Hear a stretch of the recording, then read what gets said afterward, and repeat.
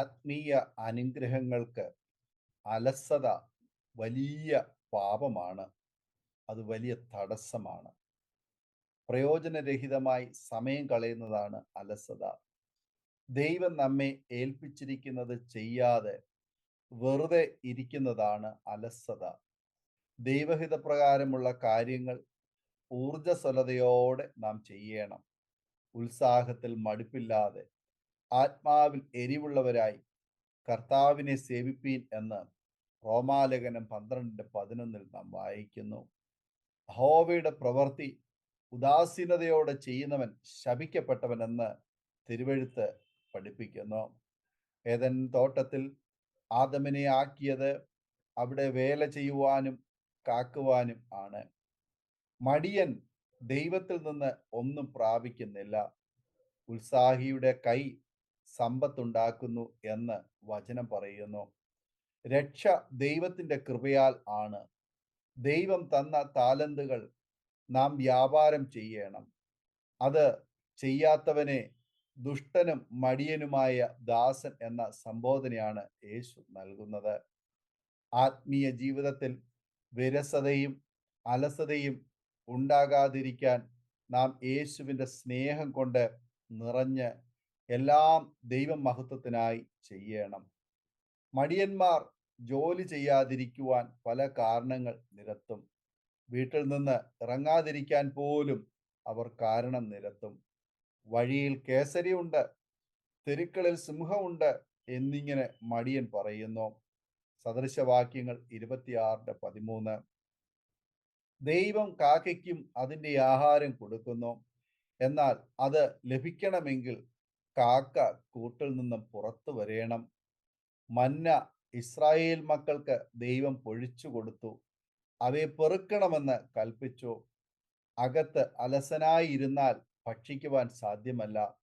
അതുപോലെ വചനമാകുന്ന മന്ന നാം അനുദിനം ധ്യാനിച്ച് വളരേണം. ഉത്സാഹികളെ ദൈവം വിളിക്കുന്നു. ദൈവം വിളിക്കുന്നത് അലസന്മാരെ അല്ല, അധ്വാനിക്കുന്നവരെയാണ്. അപ്പന്റെ കഴുതകളെ അന്വേഷിച്ചു പോയ ശൗലിനെ ദൈവം ഇസ്രായേലിലെ ആദ്യത്തെ രാജാവാക്കി മാറ്റി. വയലിൽ ഉഴുത് കൊണ്ടിരുന്ന യോശുവയെ ദൈവം തിരഞ്ഞെടുത്തു. ആടുകളെ വനാന്തരത്തിൽ മേയിച്ചുകൊണ്ടിരുന്ന ദാവീദിന് ദൈവത്തിൽ നിന്നും അഭിഷേകം ലഭിച്ചു. കാട്ടത്തിപ്പഴം പെറുക്കിക്കൊണ്ടിരുന്നപ്പോഴാണ് ആമോസിന് ദൈവവിളി എത്തിയത്. യേശു പത്രോസിനെയും അന്ത്രോസിനെയും വിളിച്ചത് അവർ ഗലീല കടലിൽ മീൻ പിടിച്ചു കൊണ്ടിരുന്നപ്പോഴാണ്. യോഹന്നാനും യേശുവിൻ്റെ വിളിയുടെ ഇമ്പസ്വരം ശ്രദ്ധിച്ചത് മീൻ പിടിച്ചതിന് ശേഷം വല നന്നാക്കുമ്പോഴാണ്. മത്തായിക്ക് ശിഷ്യത്വം ലഭിക്കുന്നത് അവൻ നികുതി പിരിച്ചുകൊണ്ടിരിക്കുമ്പോഴാണ്. പൗലോസ് തനിക്ക് ലഭിച്ചിരുന്ന ന്യായപ്രമാണത്തിന്റെ വെളിച്ചത്തിൽ എരിവോടെ പ്രവർത്തിക്കുമ്പോഴാണ് ദൈവം വിളി ഉണ്ടായത്. നാം നമുക്ക് ലഭിക്കുന്ന സമയം തക്കത്തിൽ ഉപയോഗിക്കേണ്ടതാണ്.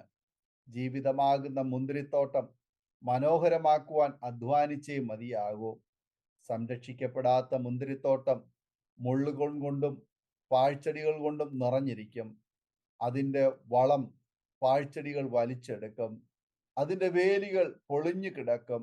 മതിലുകൾ ഇടിഞ്ഞു പോകും. കള്ളന്മാരും വഴിപോക്കരും വന്യജീവികളും അതിലേക്ക് കയറി ഫലം കൊണ്ടുപോകുകയും വള്ളിത്തലകളെ നശിപ്പിക്കുകയും ചെയ്യും. ആത്മീയ ജീവിതം മുന്തിരിത്തോട്ടത്തിന് സമമാണെന്നും അതിനെ വചനമാകുന്ന വെള്ളത്താൽ പോഷിപ്പിക്കണം, അല്ലെങ്കിൽ സാത്താൻ കടന്നു വരും. മുള്ളുകൾ വളരും, കളകൾ വളരും, മതിൽ ഇടിയും. പൈശാചിക ശക്തികൾ കടന്നു വരാതിരിപ്പാൻ മതിൽ ശക്തമാക്കണം. മുന്നിൽ തടസ്സങ്ങൾ ധാരാളമുണ്ട്.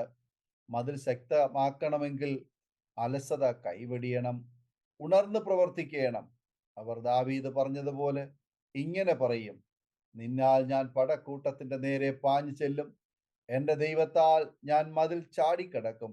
ദൈവത്തിന്റെ വഴി തികവുള്ളത്, യഹോവയുടെ വചനം ഊതിക്കഴിച്ചത് തന്നെ. ശരണമാക്കുന്ന ഏവർക്കും അവൻ പരിചയമാകുന്നു. യഹോവയല്ലാതെ ദൈവം ആരുള്ളൂ? നമ്മുടെ ദൈവം ഒഴികെ പാറ ആരുള്ളൂ? എന്നെ ശക്തി കൊണ്ട് അരമുറുക്കുകയും എൻ്റെ വഴി കുറവ് തീർക്കുകയും ചെയ്യുന്ന ദൈവം തന്നെയെന്ന് 18-ാം സങ്കീർത്തനം 29 മുതൽ 32 വരെയുള്ള വചനങ്ങൾ നാം വായിക്കുന്നു. ഈ വചനങ്ങളാൽ ദൈവം നമ്മെ അനുഗ്രഹിക്കുമാറാകട്ടെ. ആമേൻ. ഓർമ്മയുടെ മനോരഥത്തിൽ മായാത്ത ഓർമ്മയ്ക്കായി അരോമ മാട്രിമോണിയിൽ നിന്നും ജീവിത പങ്കാളിയെ കണ്ടെത്തൂ. നിങ്ങൾ ഒരു ക്രിസ്തീയ ജീവിത പങ്കാളിയെ അന്വേഷിക്കുകയാണോ? അതോ മക്കൾക്ക് അനുയോജ്യമായ ഒരു തക്ക തുണയ്ക്ക് വേണ്ടി പ്രാർത്ഥിക്കുന്ന വ്യക്തിയാണോ? എങ്കിൽ അരോമ മാട്രിമോണി നിങ്ങൾക്ക് വേണ്ടിയാണ്. ഇന്നു തന്നെ സൗജന്യമായി രജിസ്റ്റർ ചെയ്യൂ. അരോമ മാട്രിമോണിയുടെ പ്രത്യേകതകൾ: രജിസ്ട്രേഷൻ തികച്ചും സൗജന്യം. ലോകത്തെവിടെയുമുള്ള അനുയോജ്യമായ ക്രിസ്തീയ ജീവിത പങ്കാളിയെ തിരഞ്ഞെടുക്കാം. വിവാഹം നടക്കുന്നതുവരെ സർവീസ് ലഭിക്കുന്നു. ഏറ്റവും ചെറിയ പാക്കേജുകളും തിരഞ്ഞെടുക്കാം. അരോമ മാട്രിമോണി നിങ്ങൾക്കായി ഒരുക്കുന്നു വിവാഹം പരമാനന്ദം. Email aroma matrimony2020@gmail.com.